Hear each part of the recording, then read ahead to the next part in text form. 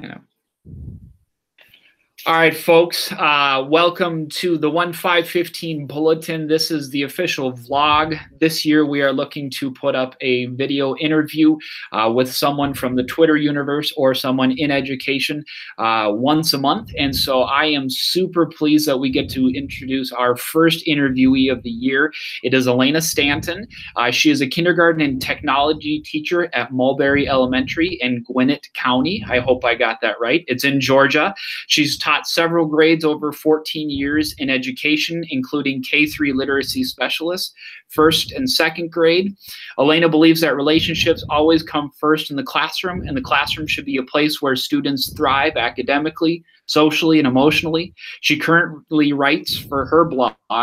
It's called More Than a Lesson, where she shares the stories of her classroom and her heart. So if you would please welcome Alana with me. Alana, it's so great to have you. Thank you for joining. Can you just tell us about yourself as a teacher and what you're up to now? All right. Thank you, Rob, so much for having me on 1515. So right now, this is my 14th year teaching. I've always been a classroom teacher. This year, my husband and I and my principal decided that I would go part-time this year. I have 3 children, and I just had my third child, Kate, who's 5 months. And so we created a position that we thought would work best for the school. And I am teaching kindergarten enrichment, reading and math. So any child coming into the school that already knows the kindergarten standards or are above the kindergarten standards, I pull them whole group and I do lessons for reading and math with those kids. And then I also teach second and third grade technology special. Wow, so you've got a full plate, part-time job, new gig. I know that you get to spend some time with your kiddos at home, so I'm super thrilled for you.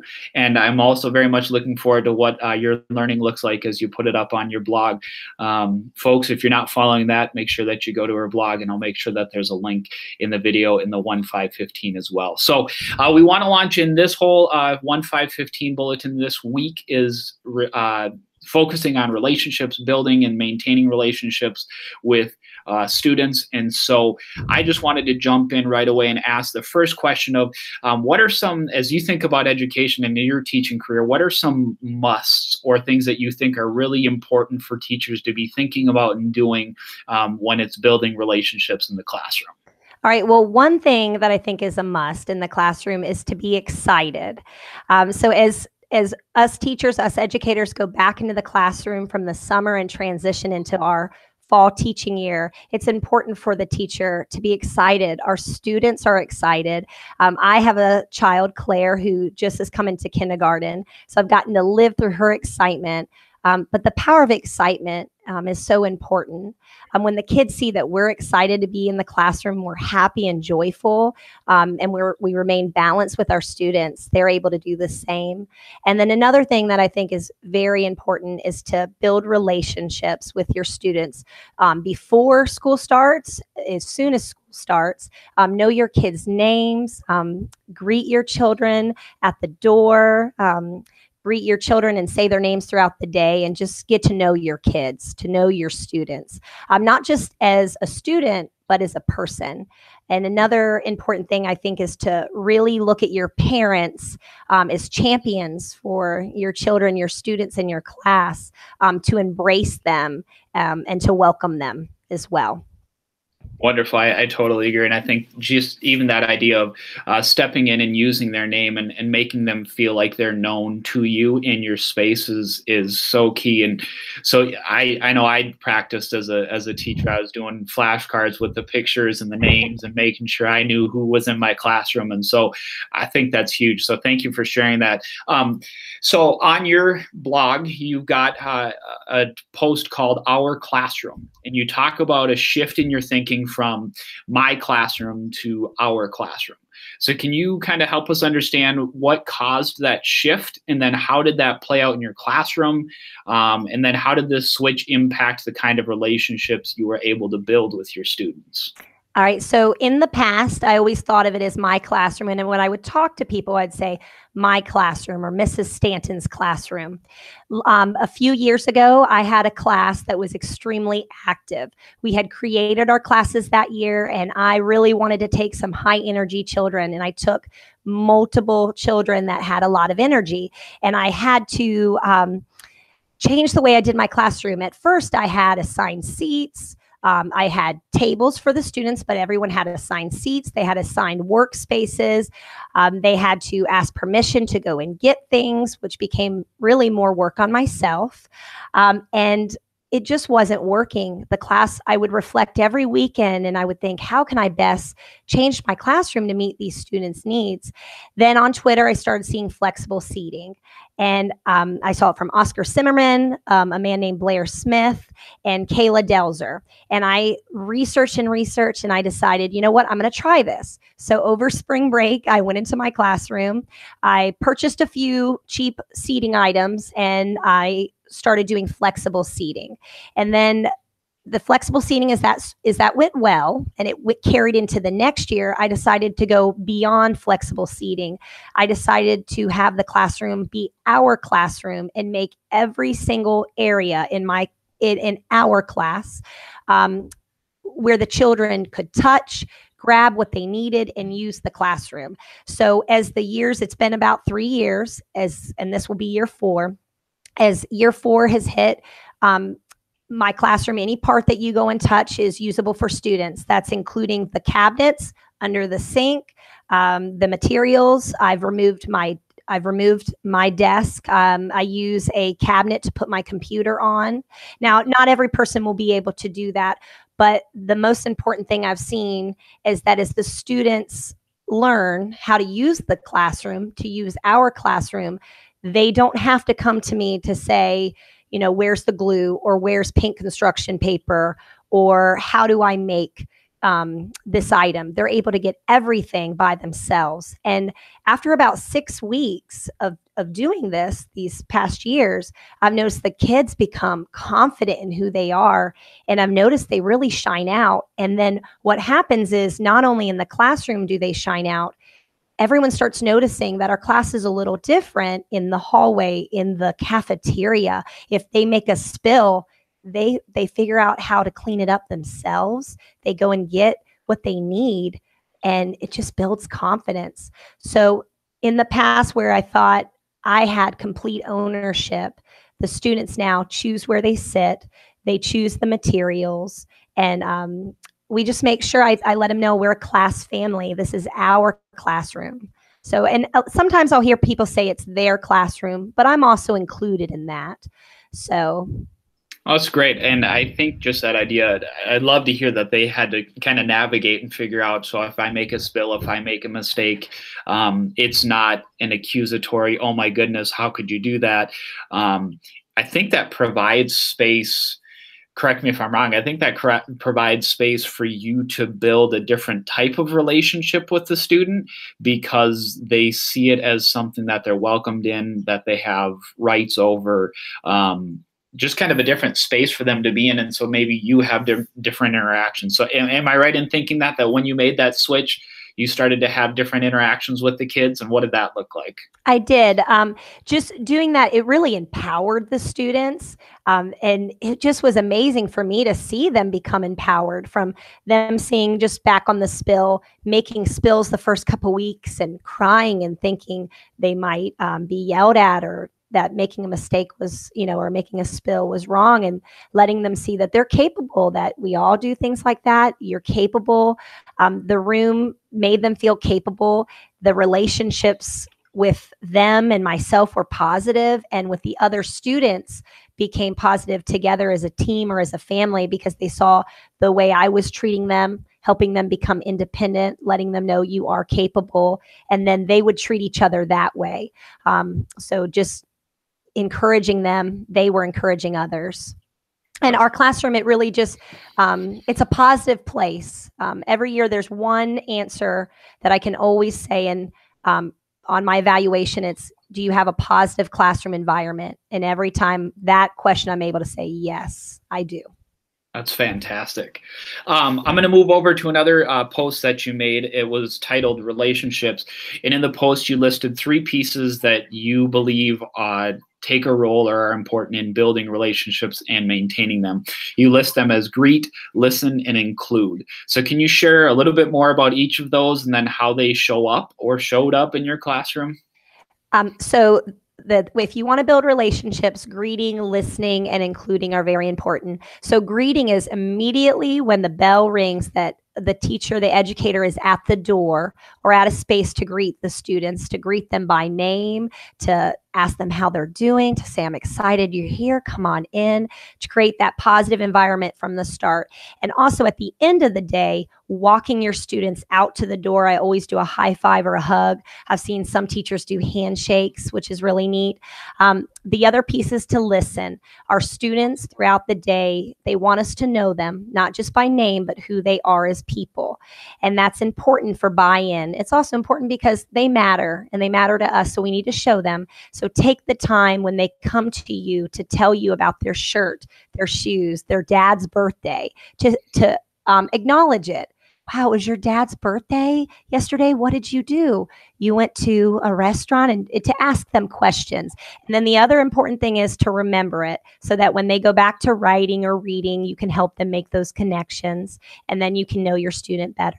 And then the other thing is to include their interest. And the way I do this is if I hear that they have been flying kites and they are excited about that, I might, during math, do a measurement unit with kites and have them measure kites and then fly them, or measure the string on the kite. Or if they're into race cars, I might have them add race cars together, or with the measurement, have them, race their car and see how far down the hallway it's gone. And those kind of things, just like if they like Angry Birds or all those fidget spinners. I know a couple years ago they were into that. To bring it into the classroom, not to be fearful that you can bring what they're interested into the class. And it makes them feel heard, it makes them feel seen, and it lets them know that they matter to you. I think that piece, just from that jump of greeting the students as soon as they come in, and I heard you say something that I'll own that I didn't do every day as an educator, but greeting them by name. I think of the spaces I've been in, middle school and high school, and how you have a load of different kids coming through, and the importance of a kid hearing their name by each of their teachers and how powerful that might be. And so I appreciate the idea of greeting and using their name in that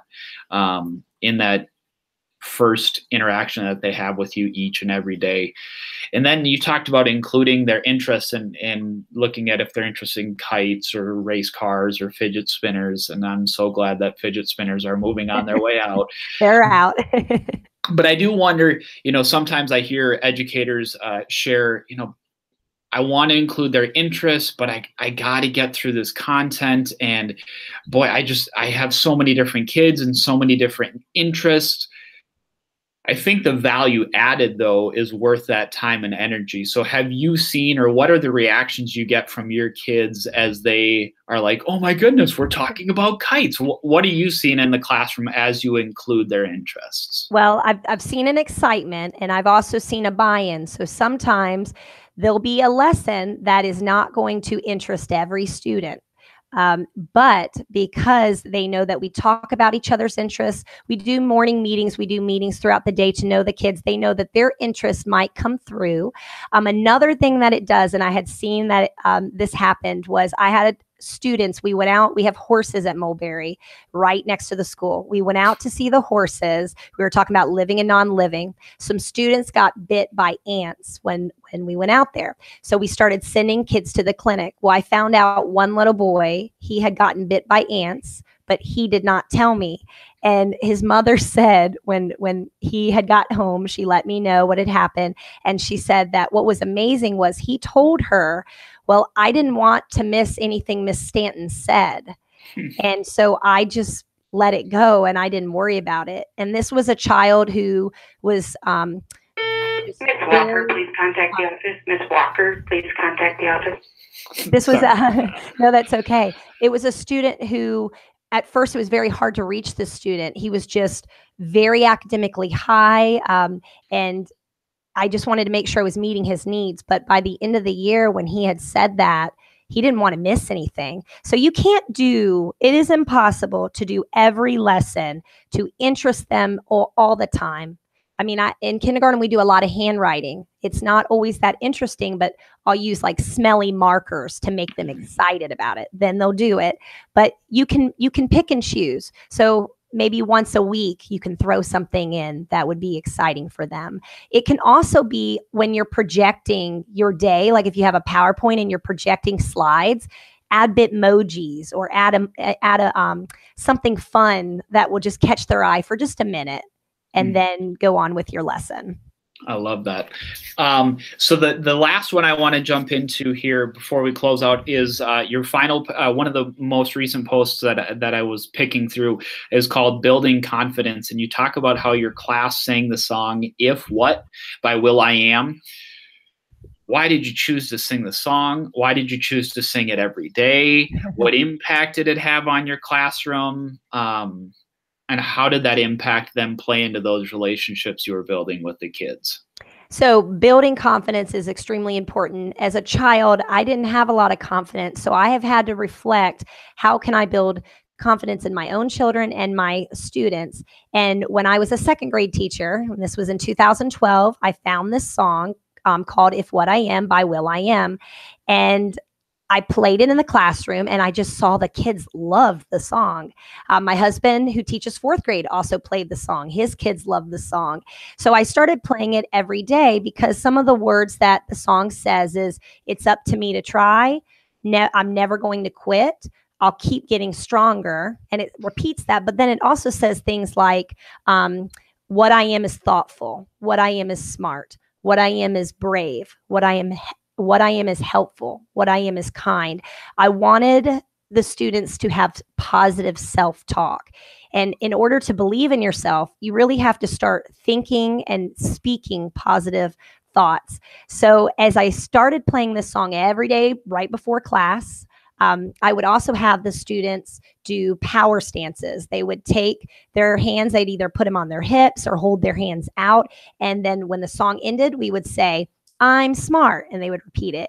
And I would say different words. And I would say to them, it is so important in your life, not just right now, but in your life, to speak positively about yourself. There's only one you matter. You need to let yourself know you matter. And when you're having a hard day or someone says something not kind to you, because it will happen, you need to remember to speak positively about yourself. And even in my own home, I've played the song. Right before I was talking with you, my little girl was listening to the song. It brings excitement, but it also lets the kids know they are important. And all children, they usually have champions, but sometimes their champions are in the school system. And so I just want them to look back at school and think they had a champion. And I really believe in the power of it's not just being a classroom teacher, but a school teacher. George Couros in The Innovator's Mindset talks about being a school teacher and empowering all students, even in the hallways, in the cafeteria, even if it's not your class.